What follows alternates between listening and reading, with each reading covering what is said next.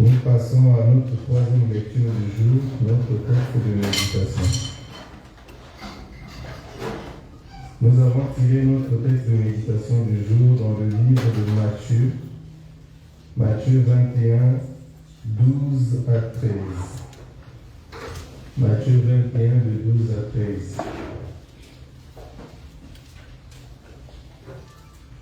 Si nous avons trouvé, je vais lire au nom du Père, du Fils et du Saint-Esprit. Jésus entra dans le temple de Dieu. Il chassa tous ceux qui vendaient et qui achetaient dans le temple. Il renversa les tables des changeurs et les pièces des vendeurs de pigeons. Et il leur dit, il est écrit, « Ma maison sera appelée une maison de prière. Mais vous, vous en faites une caverne de voleurs. » Des aveugles et des boiteux s'approchèrent de lui dans le temple et il les guérit. Au nom du Père et du Saint-Esprit. Amen. Prions. Au nom du Père et du Saint-Esprit, Papa Simon Bankana, Papa Simon Bankana, Papa Simon Bankana. Papa Nina Singapai na Uruidi. Papa la Telemi, Bosuera de Konakai, Pona Vocabulary Lugane, Nasengi, Pakusa, Katina Sikau. Latangai papa huyu na bulu papai zalengai pika siyawi. Huyu na bulu papai kukakusali sabandi kupena ngai mo una kerimka tinisika. Kile na kwa kuzali kusenga lilo kinusuka na kumu ya misa tu ya buli tatamo na kita pamoja santo tukusenga la maso. Amen.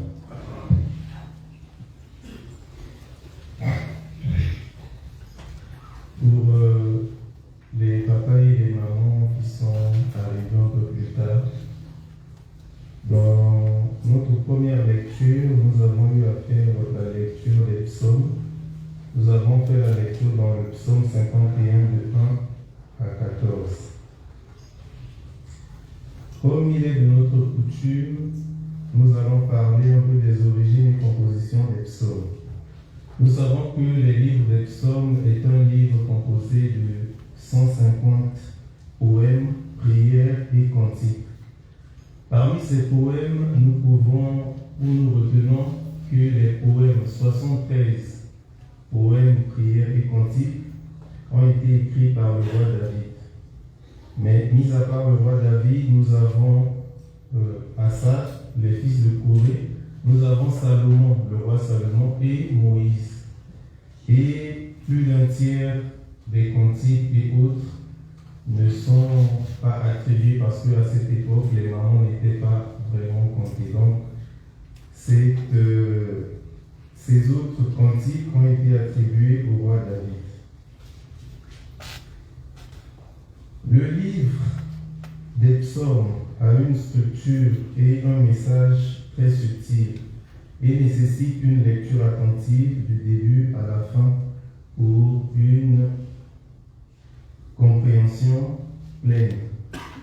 Ce livre, le livre des psaumes, nous pouvons retenir que le livre des psaumes faisait partie, sinon l'un des livres les plus consultés par Papa Simon Kimba, d'où nous pouvons retrouver l'importance de ce livre dans notre doctrine. Les psaumes, que pouvons-nous dire des psaumes? Les psaumes, il nous faut une étude approfondie des psaumes pour mieux exploiter ses bienfaits. Nous pouvons citer quelques sous-thèmes évoqués dans ce livre. Le livre des psaumes nous parle de la bénédiction, de l'espoir en Dieu, les promesses de Dieu sur nous, l'importance de la prière et la fidélité en Dieu. Dans le livre des psaumes, nous pouvons tirer deux grands thèmes qui sont les lamentations et les louanges. Pour les lamentations, nous pouvons prendre en exemple le psaume 3 où nous disons « Ô Éternel, que mes ennemis sont nombreux ». Les lamentations expriment la souffrance, la confusion et la colère face aux horreurs de la vie, ce qui nous demande l'intervention divine. Nous pouvons souligner que les lamentations est une réaction naturelle aux maux du monde. faire la différence entre lamentation et doute. Les lamentations, c'est quand nous pleurons vers Dieu. C'est quand nous avons tous ces maux du monde qui nous dérangent et nous allons vers Dieu pour lui demander de nous aider dans la prière. Par contre, le doute, c'est comme on le dit, c'est le doute, nous doutons de Dieu. Mais est-ce que Papa Simon il va envoyer Dieu? Est-ce que vraiment c'est lui? Il y a une différence. Parce que si nous pouvons voir, il y a un cantique qui nous dit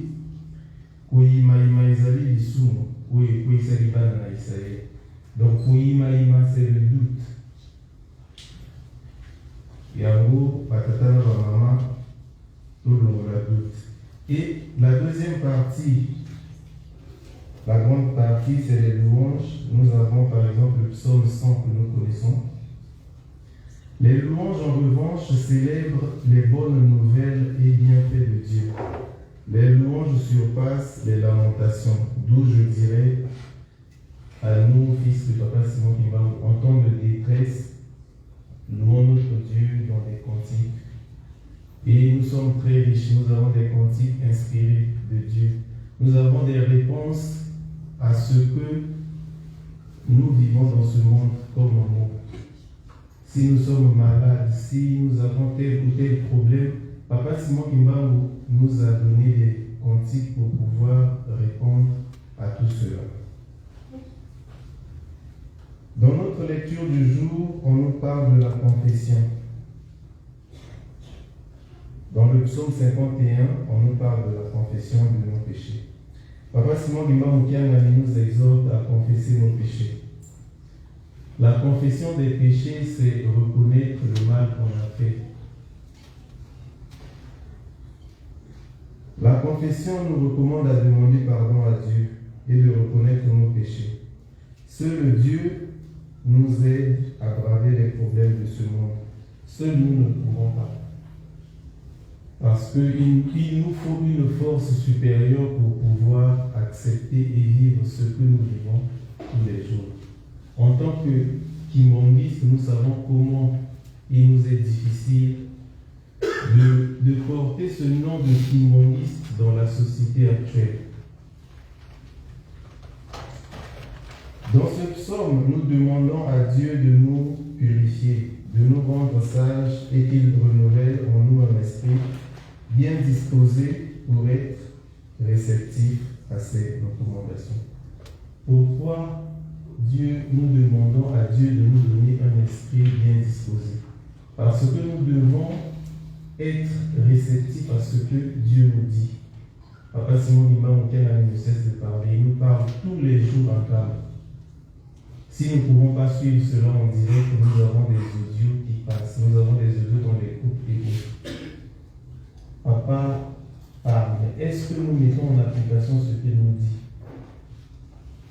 Des fois on le veut, mais on ne peut pas. C'est pour cela, dans ce cantique, nous avons demandé à Dieu de nous renouveler spirituellement pour que nous ayons cette capacité de pouvoir mieux accepter ce qu'il nous demande. Pour nous, les enfants de Montreuil, aujourd'hui nous sommes face à notre destin.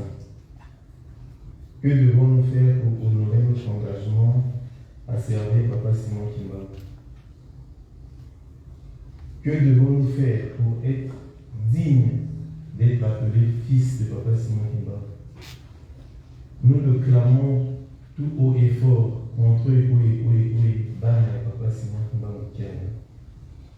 Si nous pouvons prendre l'exemple de Job, Dieu a laissé Satan tenter Job. Lui-même, il a donné cette permission. Mais pourquoi Dieu l'a fait? Parce que Dieu était confiant en Job. Est-ce qu'aujourd'hui, nous pouvons nous dire que Papa Simon Kimbangu peut faire la même chose à nous, les enfants de Montreuil? C'est possible, parce que Papa, comme nous le savons, il parle de Montreuil. Et comme nous le savons, nous sommes ses enfants. Alors, chers papa et maman, faisons de notre mieux pour plaire à notre Dieu.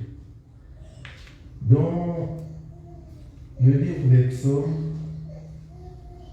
Nous avons aujourd'hui Papa Simon Kimbangu qui nous exhorte à nous demander pardon. Je ne sais pas si nous avons fait attention, le message de Papa Simon Kimbangu du mois de décembre était accentué ou bien axé sur la demande de pardon. On a eu même Papa Mbenza qui à un moment a dit, si un frère ou un ami te demande pardon, il faut le pardonner.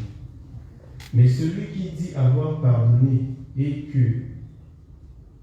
dans la réalité il n'a pas pardonné, Papa avait dit qu'il ressemblait à un sorcier, comme on le dit couramment en lingala, aux amotés en macasse et le rôle à. Donc du moment où tu as accepté de pardonner l'autre et du moment où l'autre t'a demandé pardon, nous devons le pardonner. Parce que pour bénéficier du pardon de Dieu, nous devons d'abord nous pardonner. C'est ce qui est dit dans la prière de notre Père. Pardonne-nous nos offenses comme nous pardonnons aussi à ceux qui nous ont offensés. Donc, cela veut dire qu'en premier lieu, nous avons pardonné ceux qui nous ont pardonné pour pouvoir demander pardon à Dieu. Papa Simon Kimbangu Kiangani nous demande de nous confesser. Papa Simon Kimbangu nous demande de nous décharger. Dans le livre de Matthieu 11, 28, Jésus-Christ dit, venez à moi, vous tous qui êtes fatigués et chargés, et je vous donnerai du repos. Ce message s'adresse au Mouta. Ce message s'adresse au Mouta. Pourquoi je dis cela? Parce que les fidèles ou les croyants kimbongistes n'ont plus confiance au Mouta. Parce que les Mouta, nous ne faisons pas le travail comme il doit se faire. Si nous prenons l'exemple où la personne vient se confesser, la confession, ça se passe entre trois entités, si on peut le dire, entre la personne qui vient confesser, l'ecclésiaste et Dieu. Mais si à un moment, la personne qui confesse, comme nous le savons tous, entend ce qu'il a eu à confesser de gauche à droite, cela limite les gens de venir vers les Mouta pour confesser. Et cela est un blocage parce que Dieu nous demande de nous confesser. Mais si on a confiance en personne pour se confesser, qu'est-ce qu'on va faire? Et pour nous, les croyants kimbongistes, une fois que nous avons demandé pardon et que nous avons confessé, nous devons demander à Dieu de nous donner la force de ne plus répéter ce que nous avons eu à demander pardon. Ne faisons pas comme les chiens, comme Papa Simon le dit souvent. Nous savons tous comment le chien y fait une fois qu'il a mangé et à un moment, il vomit sa nourriture pour le remanger. Donc c'est Papa Simon qui nous dit, quand tu as vomi, tout ce que tu as vomi ne repart pas vers ce que tu as laissé. Pour le livre des psaumes, nous avons fini. Nous passons au commandement. Dans notre deuxième lecture, nous avons fait notre deuxième lecture dans le livre de l'Exode, Exode 20, de 1 à 17. Nous avons fait la lecture des 10 commandements. Qu'est-ce que nous pouvons retenir du livre d'Exode? À la sortie d'Égypte, les enfants d'Israël ont perdu de vue l'objectif de leur libération, de leur existence, qui ils étaient.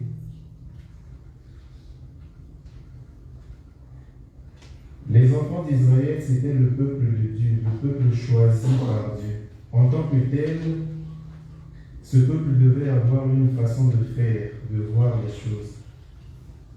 Comme de nos jours, ils étaient tentés par tout ce que nous pouvons aujourd'hui nous voir, envahis par les désirs matériels et mondains, et ils ont eu à pécher vers Dieu.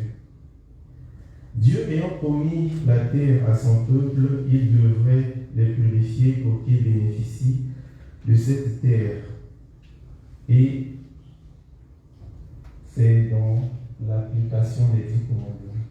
Et c'est par là que Dieu a donné les 10 commandements à Moïse pour pouvoir purifier ses enfants avant de les ramener dans la terre promise. Et si nous suivons bien l'histoire, nous allons aussi comprendre qu'il y a eu,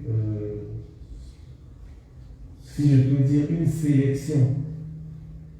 Parce que à l'arrivée des 10 commandements, Dieu a donné à tout le monde la chance de pouvoir apprendre et appliquer les 10 commandements. Mais au final, ceux qui n'ont pas appliqué les 10 commandements n'ont pas hérité de la terre promise. Comme nous pouvons le voir, Papa Diagne, à un moment, il a jugé bon que nous, les Kimonguistes, nous devons faire la lecture des 10 commandements. Pourquoi? Sans doute, il a vu que nous avons commencé à nous égarer à un moment. Et il nous a donné les 10 commandements pour rappel, pour nous permettre à rester droit et à le servir.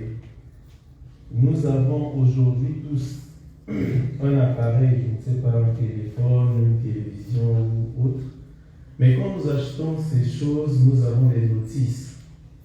Et dans la notice, on vous dit recharger peut-être votre téléphone 1 heure ou 2 heures avant l'utilisation.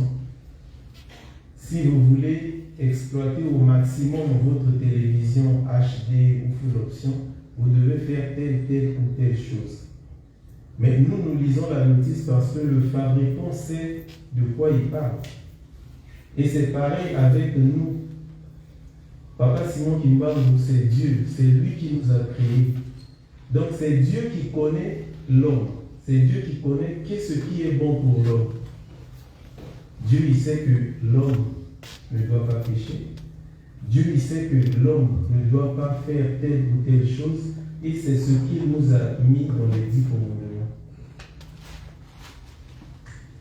Cher papa, chère maman, nous devons mettre en application ces 10 commandements-là. Nous devons les pratiquer. C'est parce que c'est dans la pratique que le changement va s'opérer.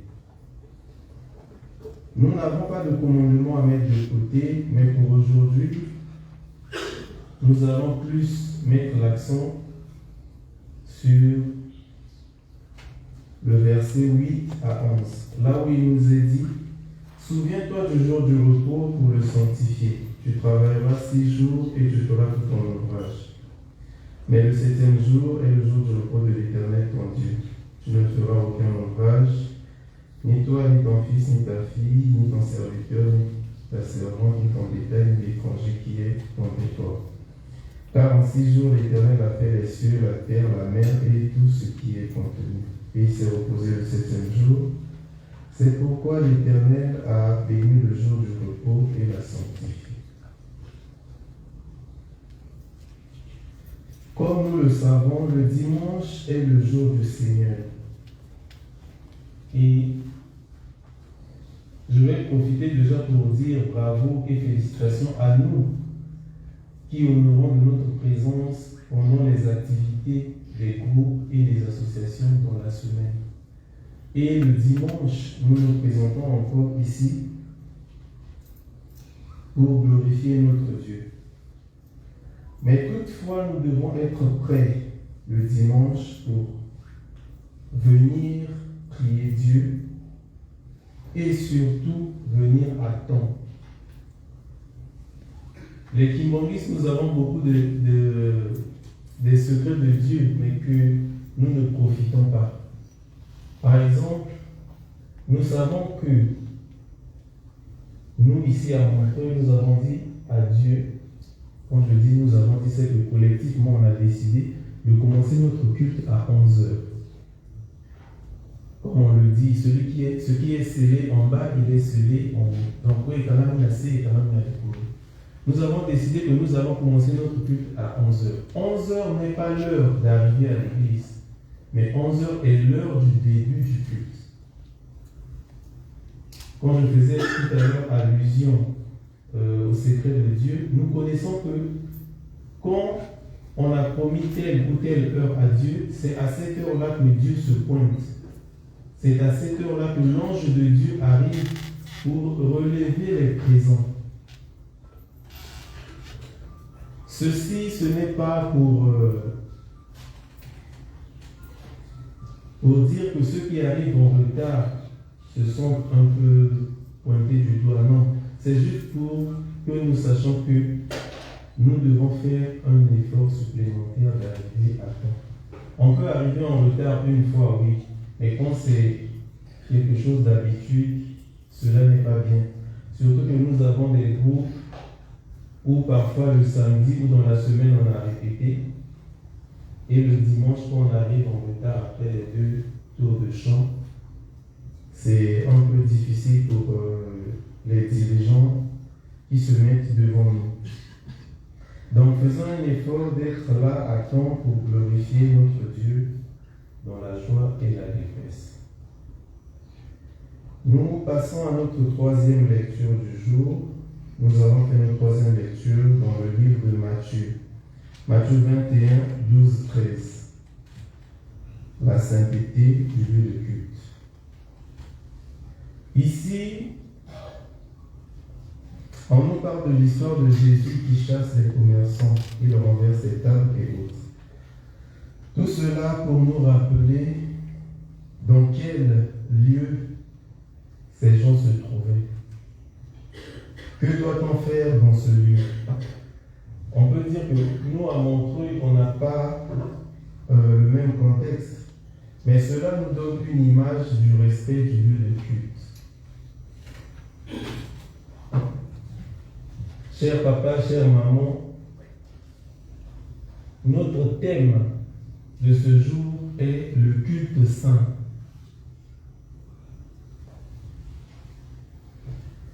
Aujourd'hui, nous allons parler du respect du lieu de culte, du respect du temple, du respect de la maison de Dieu et de son culte.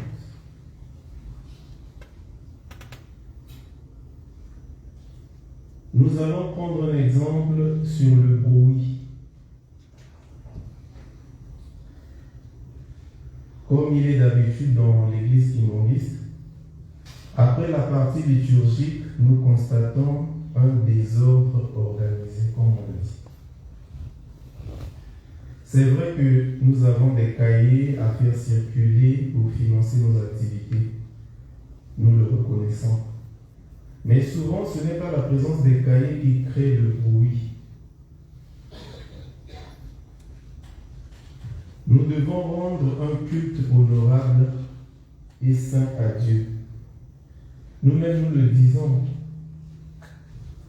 que l'Esprit Saint n'aime pas le bruit.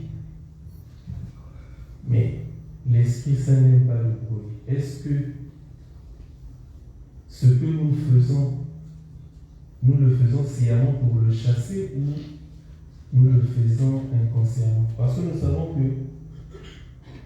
quand nous allons faire le bruit, nous allons chasser l'Esprit Saint. Mais pourquoi nous faisons ce bruit? Et même dans ce bruit, nous allons constater que il y a des choses qui ne concernent même pas l'Église, qui ne concernent même pas, qui n'a pas lieu d'être à l'instant T. On est en culte, vous avez votre frère à côté qui est concentré, vous allez lui parler de quelque chose qui pouvait attendre, de quelque chose qui n'est pas urgent. Pourquoi? Parce que pendant le culte, nous sommes en présence de Dieu. Pendant le culte, nous sommes en mode téléchargement. Nous recevons les bénédictions de Dieu. Mais nous savons tous dans l'église kimongiste que quand quelqu'un rentre en transe, quand c'est le vrai, quand on le touche, il le perd. Mais c'est pareil pendant le culte. Quand Dieu est présent, quand on reçoit la bénédiction de Dieu, mais notre frère ou notre soeur d'à côté qui nous dérange, le téléchargement s'arrête. L'esprit qui était à côté de nous en train de nous passer la bénédiction il se déplace, il part.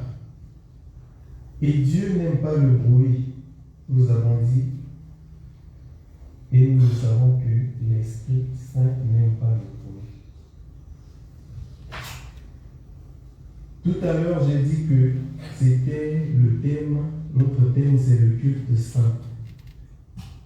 Le culte saint, nous prenons aussi la position de notre lieu de culte. Nous devons savoir que la paroisse de Montreuil, nous avons une place qui n'est pas une salle. Parce que des fois, quand on arrive, on dit ah, on a qu'une salle à Montreuil. Non. Ici, c'est un temple. Parce que quand on arrive le dimanche, on ne fait pas comme on le sait. Donc, on ne bénit pas la salle. Ça veut dire que ce n'est pas une salle, c'est un temple. Et ce temple est appelé la maison de Dieu. Mais comment pouvons-nous nous comporter ainsi dans la maison de Dieu? Ce que nous ne pouvons pas faire dans la rue, au travail, en visite et même chez nous. Parce que chez nous, nous sommes dans un lieu où on se sent le plus à l'aise, où on se sent mieux. Mais chez nous, quand on mange, quand on utilise des mouchoirs, on ne jette pas par terre. Chez nous, quand on mâche des chewing-gums et autres, on ne le colle pas sur notre fauteuil ou sur une chaise. Mais si nous pouvons prendre un mouchoir, nous avons utilisé, nous ne pensons pas que c'est assez propre pour le mettre dans notre sac, nous le jetons par terre. Mais est-ce que c'est assez propre pour rester dans la maison de Dieu? Tout cela, c'est pour nous dire que est-ce que nous voulons vraiment la présence de Dieu pendant notre culte? Parce que c'est nos agissements qui vont faire fuir Dieu. Et nous le savons tous que pour Dieu, il n'y a que deux choses. Quand on vient à l'église, c'est soit on a la bénédiction, soit on a la malédiction. Et nous devons être concentrés. Nous devons donner un culte honorable à Dieu. Comme j'ai dit, ici nous sommes dans un temple. Donc les chaussures ne se portent pas dans le temple, ni avant, ni pendant, ni après le culte. Les chaussures, vu la disposition de la salle, vu la disposition ou les conditions que nous avons ici en Europe, parce que des fois il pleut dehors, des fois il fait froid, on s'était dit qu'on va porter les chaussures devant la porte avant de sortir. Et cela doit être fait même pendant les semaines. C'est pour cela que j'ai dit que ce n'est pas une salle. C'est un lieu de culte, c'est un temple. Donc ça veut dire qu'ici nous avons Papa Simon Kimba Okianani, 24 heures sur 24. Donc même quand on vient dans la semaine, on doit savoir que j'arrive à l'entrée, j'enlève mes chaussures. Je rentre, je fais ce que j'ai à faire, je finis, je sors, je mets mes chaussures et je pars.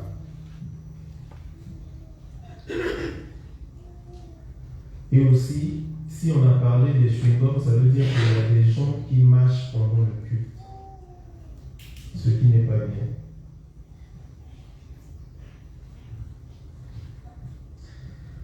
Pour ne citer que cela, nous devons laisser la maison de Dieu en bon état. Comme on le dit, le corps c'est le temple de Dieu. Mais qui ici, en sortant de chez lui, ne prend pas soin de son corps? Qui entre nous, avant de quitter chez lui, ne se mire pas pour voir que là j'ai tel défaut, là j'ai ceci, là j'ai cela? On fait de notre mieux pour être bien présentable, pour bien se présenter devant les gens. Mais c'est parce que notre corps, c'est le temple de Dieu. Et nous ici, nous avons le temple de Dieu. De la même façon que nous prenons soin de notre corps, c'est de la même façon que nous devons prendre soin de notre lieu de culte pour rendre un culte honorable à Dieu.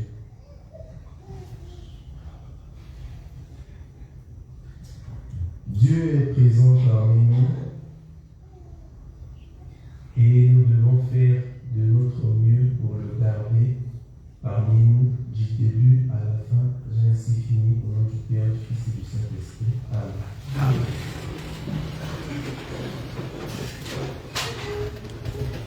Prions. Au nom du Père, du Fils et du Saint-Esprit, notre Père qui es aux cieux, que ton nom soit sanctifié, que ton règne vienne, que ta volonté soit faite sur la terre comme au ciel. Donne-nous aujourd'hui notre pain de ce jour. Pardonne nos offenses, comme nous pardonnons aussi à ceux qui nous ont offensés. Ne nous soumets pas à la tentation, mais délivre-nous du mal, car c'est à toi qu'appartient le règne, la puissance pour des siècles des siècles. Au nom du Père, du Fils et du Saint-Esprit. Amen.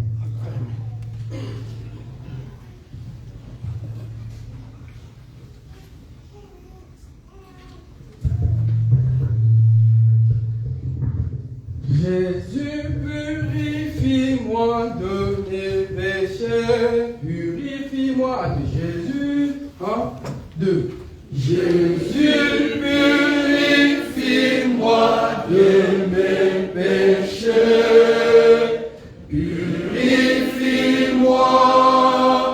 purifie-moi. Jésus, enlève mes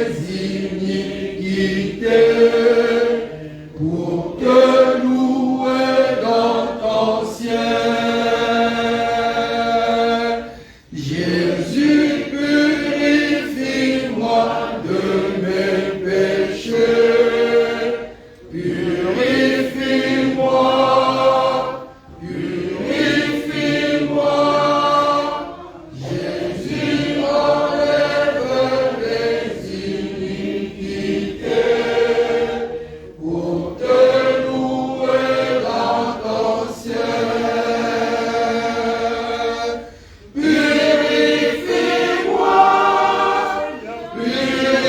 purifie-moi, lave-moi tout entier, mon Seigneur, par ton sang précieux sanctifie ma vie. Pour te louer dans ton ciel, par ton sang précieux sanctifie ma vie.